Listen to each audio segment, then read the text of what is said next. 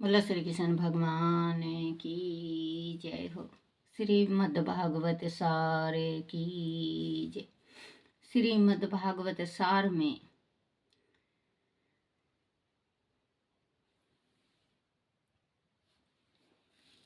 431 भगवान को प्रेम से पुकारो, वो दौड़ते दौड़ते आएंगे, अटूट विश्वास रखो।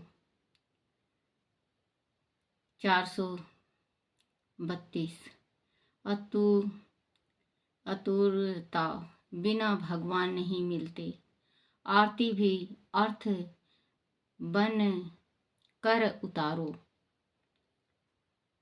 433 जिस घर में सुनीत सुनीता सुनी सुनीति का वास है, वह कली नहीं आ सकता। बच्चों, जिस घर में शांति है उस घर में रिद्धि सिद्धि का वास होता है, उस घर में अशांति नहीं होती। जिस घर में शांति, जिस घर में अशांति होता है उस घर में टोटा और दलीदर का वास होता है। क्योंकि अशांति से ही हमारे घर में जो उपद्रव मच जाता है, जो नुकसान होता है, जो हानि होती है, वो हमारे घर से ही चालू होता है। क्योंकि हम अपने परिवार वालों से दुश्मनाई कर लेते हैं, लड़ाई करते रहते हैं। सुबह उठेंगे, राम का नाम लेना नहीं, बस उसको गाली दो, उसको गलौज करो, उसको करो, तो माँ लक्ष्मी रुष्ट होके चली जाती हैं। गणेश भगवान रिद्धि सिद्धि को लेके चले जाते हैं, वहाँ टोटा का वास हो जाता है, गरीबी का वास हो जाता है।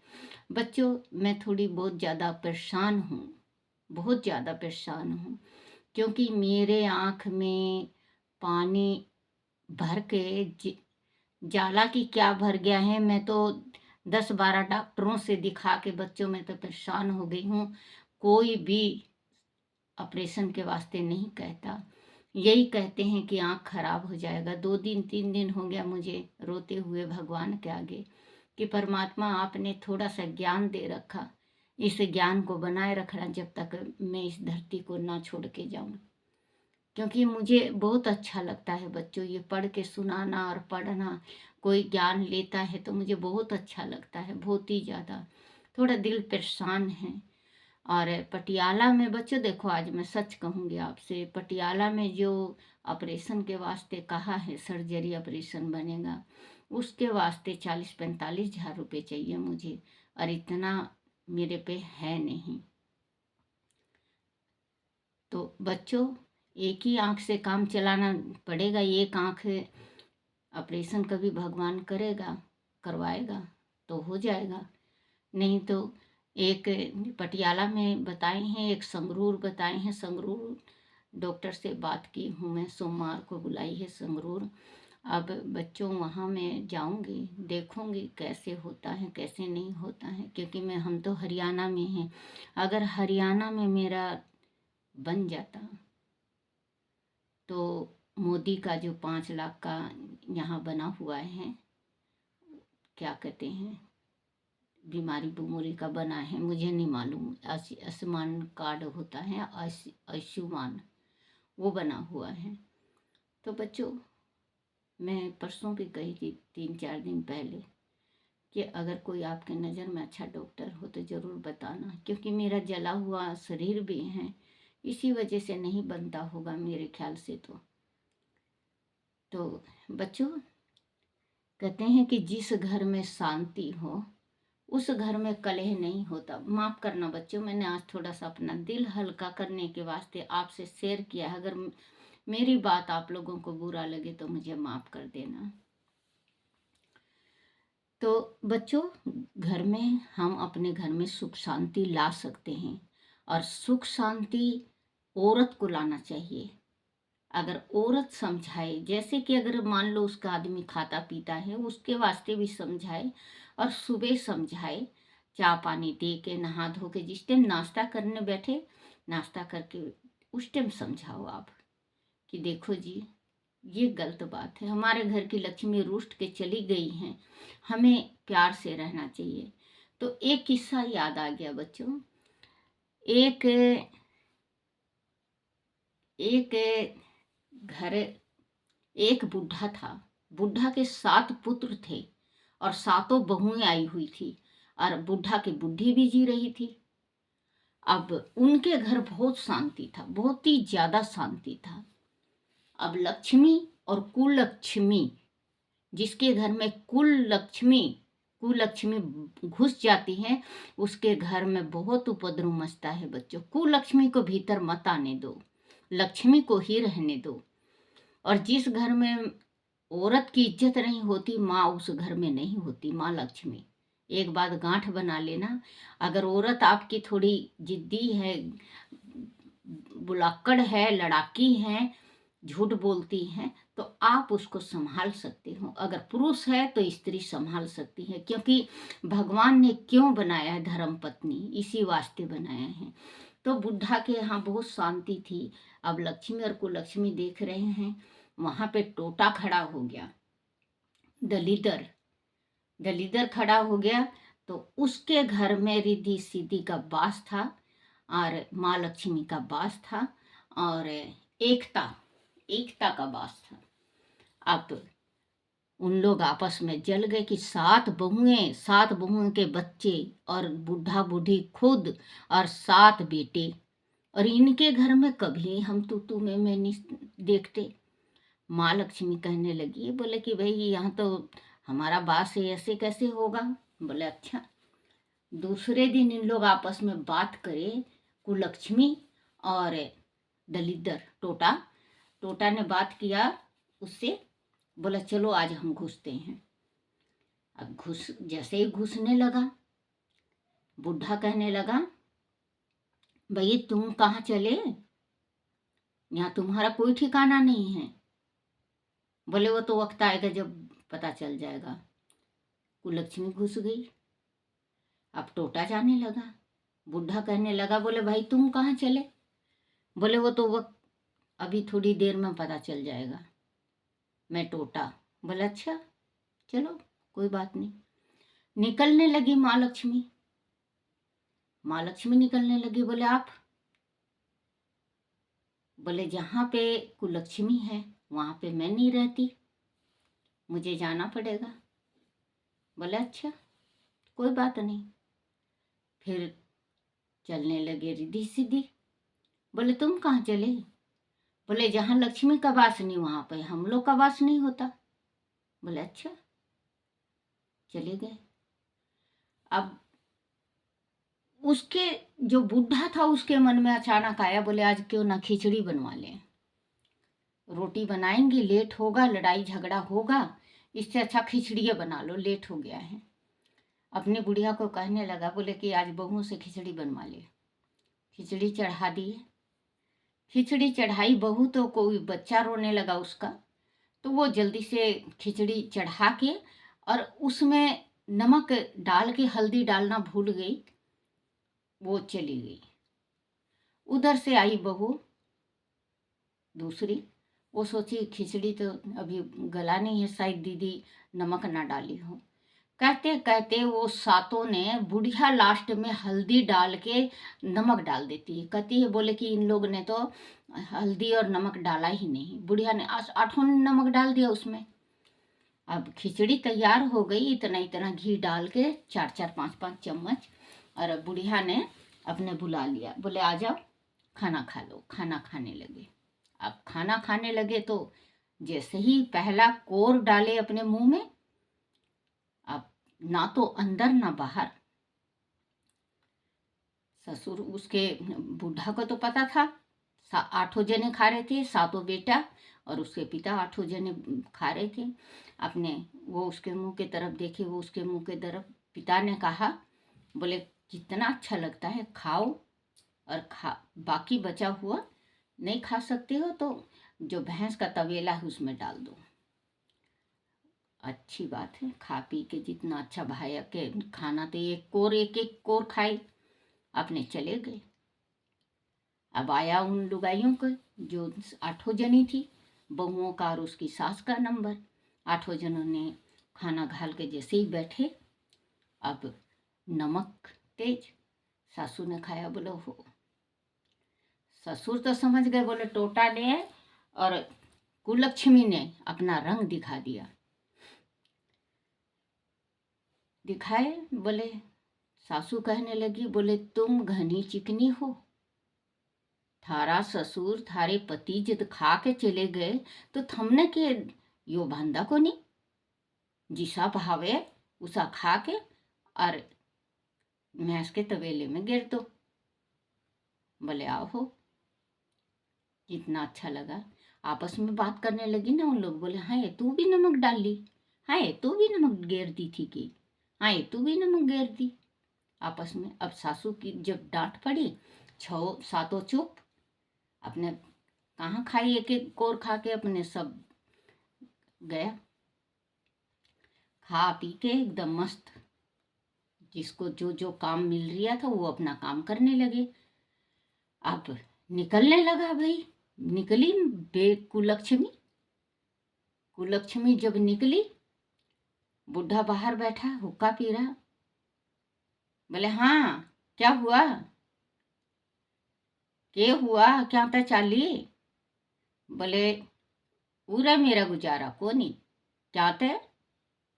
बोले इस खतर को नहीं गुजारा, जिस घर में एक्का और जिस घर में प्यार, उस घर में कुलक्ष्मी होंदी को नहीं।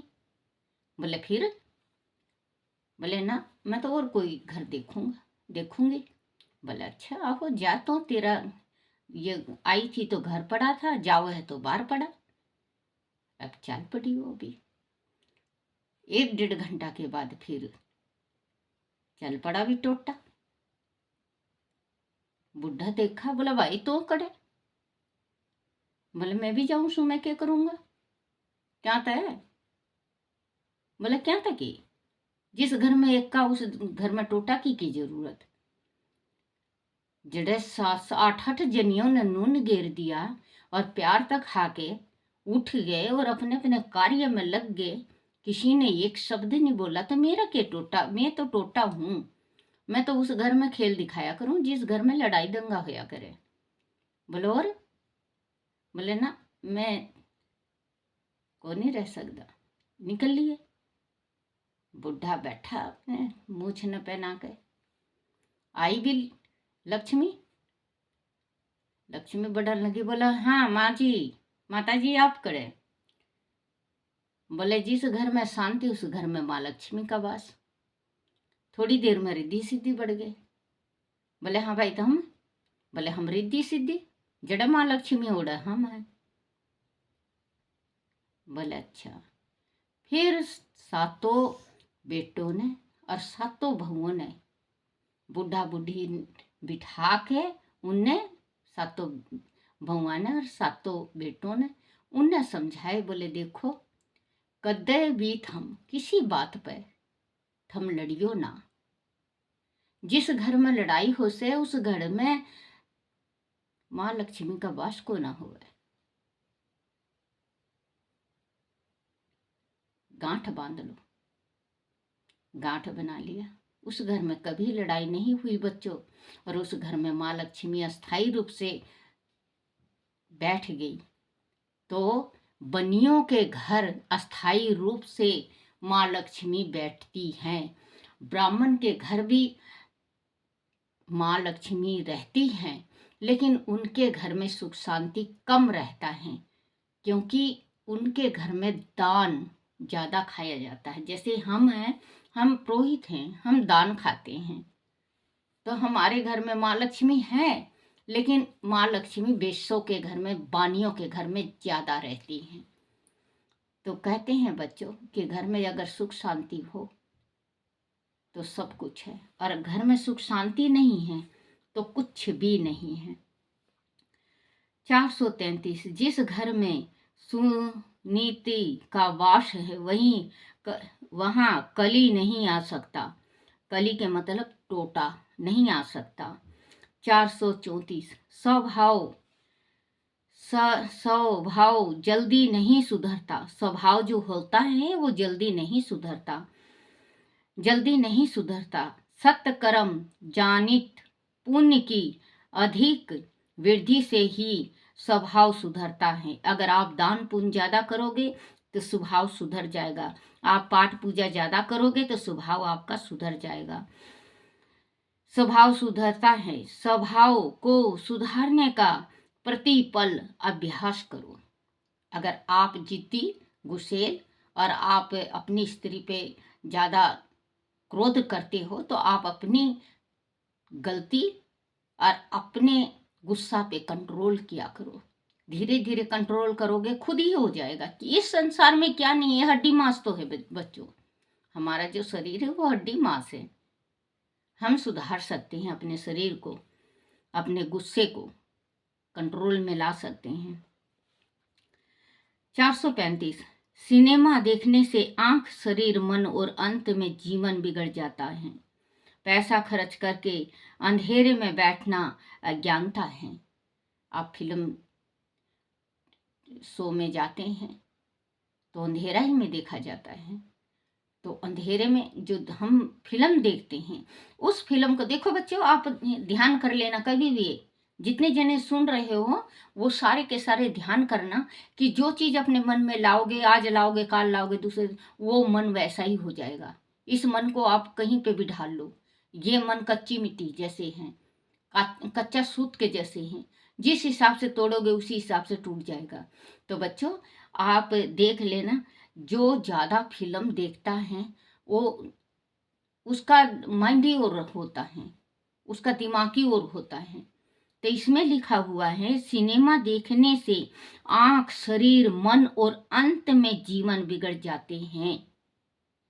पैसा खर्च करके अंधेरे में बैठना अज्ञानता है ना बच्चों। 436 बच्चे को सिनेमा भेजने वाली माता माता नहीं बच्चे की शत्रु है।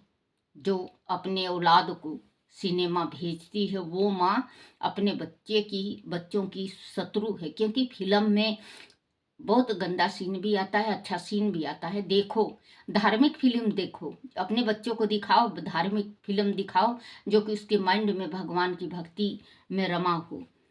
747 माँ के दोष। 736 बच्चे को सिनेमा भेजने वाली माता माता नहीं बच्चे की शत्रु है। 437 माँ के दोष से बालक दुष्चरित्र बनता है। पिता के दोष से मूर्ख, वंश दोष से वीरू, सर्व दोष में दारिद्र बनता है। अगर माँ का दोष हो बच्चों, माँ का दोष हो, माँ के दोष से अगर माँ का दोष हो तो बालक दुचरित्र मतलब गलत चरित्रवान होता है। जैसे कोई स्त्री है बच्चों, अपने पति को छोड़ के परपराई के साथ रखती हैं तो उनके बच्चे जो होते हैं वो बालक दुष्चरित्र के होते हैं, दुष्चरित्र का बनता है। पिता के दोष से मूर्ख, पिता के जो दोष होता है वो मूर्ख, वो बच्चा मूर्ख होता है। क्योंकि पिता का दोष ये होता है अपनी स्त्री को छोड़ के पराई स्त्री के साथ जाना, झूठ बोलना, छल करना, चोरी करना, जारी करना, बदमाशी करना। पुरुष का दोष से मूर्ख। वंश दोष, जो वंश दोष है, वंश जो मतलब हमारे वंश का दोष, वंश दोष से वीरू, आलसी, वीरू आलसी, जो 24 घंटा बीमार रहता है। यम स्व दोष से, खुद के दोष से दारिद्र, वो दारिद्र जो खुद का दोष जिस पे लगा हुआ है, जो झूठा है, मक्कार है, जो गलत है, वो उसके दोष से दारिद्रता बनता है, वो दारिद्र बनता है।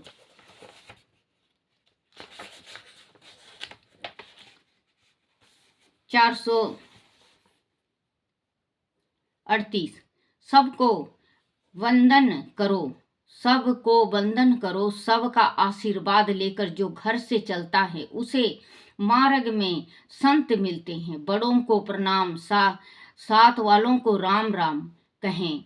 बच्चों, अगर कोई मार्ग में मिले या घर में माता पिता हैं तो चरण छू के जाया करो, और छोटे हैं तो उनको राम राम करो। कोई राम राम से ये नहीं कि ये छोटा है मैं क्यों करूं, वो बड़ा है मैं क्यों झुकूं, ये गलत बात होती है। ये अगर आप करोगे तो आपके घर में रिद्धि सिद्धि का वास होगा। आपके घर में आपके जो बच्चे हैं वो सत मार्ग पे चलेंगे। वो आज आप छू के जा रहे हो, कल वो आपके छुएंगे। ये बोना है और काटना है। संसार में 2 दिन के वास्ते आए हैं। खूब धर्म कमाओ, खूब पुण्य कमाओ, अपने शरीर में आंच मत आने दो। जो घर से अपने माता पिता के चरण छू के निकलता है और छोटों को राम राम कह के निकलता है, उनको मार्ग में संत मिल जाते हैं, भगवान का आशीर्वाद मिल जाता है।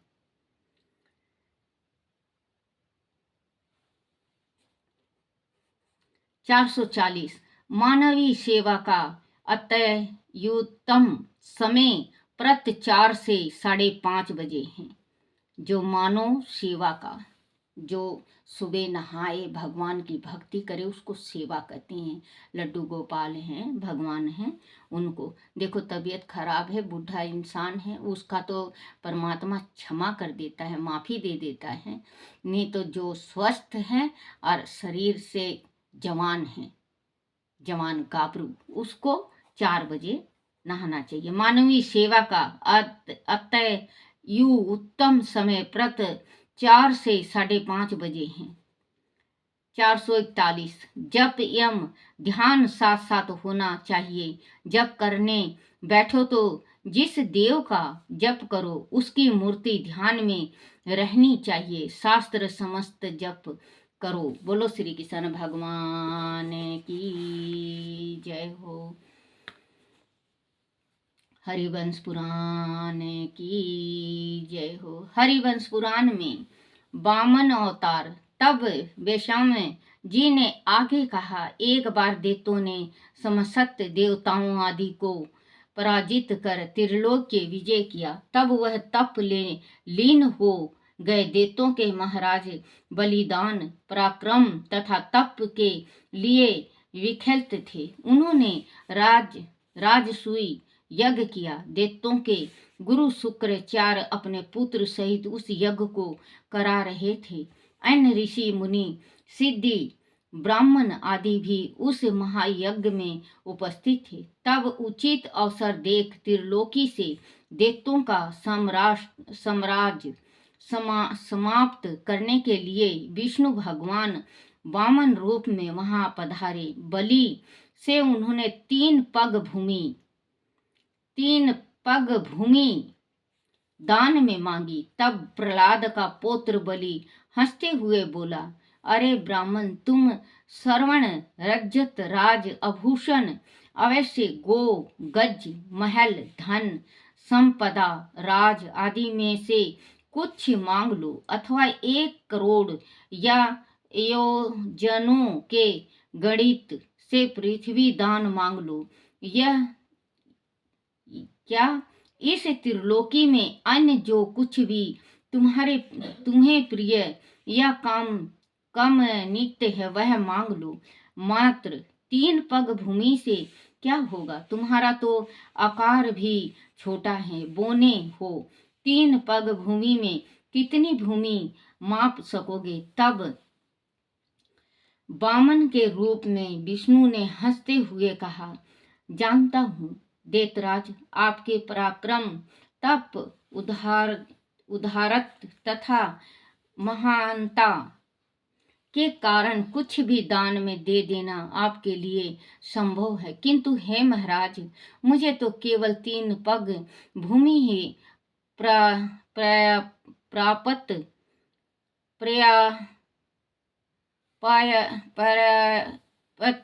है। सॉरी बच्चों, माफ करना, जीभ नहीं पलट रहा। मैं आपसे और कुछ नहीं चाहता।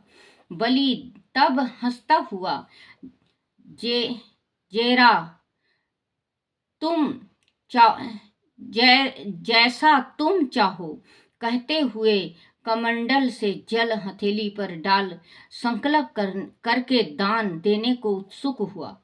तो वामन रूप ने विष्णु को पहचान लेने वाले परम बुद्धि विद्वान वह महातेज समय शुक्राचार्य ने बलि के कान में कहा, हे राजन, तुम यह सकल संकल्प मत लो, अनाथ त्रिलोकी का राज खो बैठोगे। यह वामन नहीं, छली विष्णु है।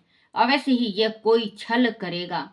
शुक्राचार्य द्वारा चेतवानी दिए जाने पर भी दानवीर बलि ने अपने निश्चय नहीं बदला। वह बोला, मैं याचक को खाली हाथ नहीं लौटा सकता। गुरुदेव, भले ही यह मेरे प्राण ही क्यों न मांगता हो, तुम्हारे दान के लिए मना करने से मेरा यज्ञ भी भंग हो जाएगा। ऐसा कहकर वह वामन बलि कमंडल से जल को अपनी हथेली पर निकालने के लिए उद्यत हुआ, जिससे जल हाथ में लेकर संकल्प करके दान दे सके। तब शुक्राचार्य अति सूक्ष्म होकर गुप्त रूप से कमंडल की नली में जा छिपे, जिससे जल बाहर आने पाए और राजा बलि संकल्प न ले सके। किंतु हे राजन, सर्व ज्ञान विष्णु ने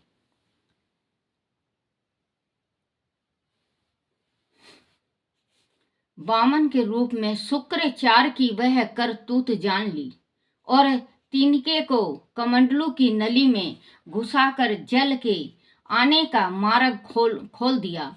उस तिनके के कारण शुक्राचार्य की एक आंख फूट गई। इधर बलि ने हाथ में जल लेकर वामन को 3 पग भूमि दान करने का संकल्प ले लिया। तब वामन ने अपना आकार अत्यंत ही विशाल बनाते हुए 3 पग में त्रिलोकी को नापकर बलि को राज विहीन कर दिया। बोलो श्री कृष्ण भगवान की जय हो। श्री कृष्ण गोविंद हरे मुरारी, हे नाथ नारायण वासुदेवाय, हे नाथ नारायण वासुदेवाय, हे नाथ नारायण वासुदेवाय। बोलो श्री कृष्ण भगवान की जय हो। अपने अपने माता पिता की जय हो। अपने अपने गुरुदेव महाराज की जय हो। बच्चों, एक ये मेरा मोबाइल जो है ये बहुत पुराना हो गया है। 2-3 दिन हो गया। इसमें अगर मैं फ़ोन बनाती हूँ ना बच्चों, तो इसमें थोड़ा सा बनता है और फिर बनता ही नहीं। वो जैसे बनाऊंगी ना तो ये बनता ही नहीं। तो आज सारा डिलीट लगवा के फिर मैं करी हूँ, क्योंकि आज का भी नहीं बना ठीक। तो आज डिलीट लगवाई हूँ सारा, जितना भी फ़ोन था, ये जितने भी मैं बनाती थी वो सारे डिलीट लगे हैं। तो आज देखो ठीक बना है। बोलो श्री कृष्ण भगवान की जय हो।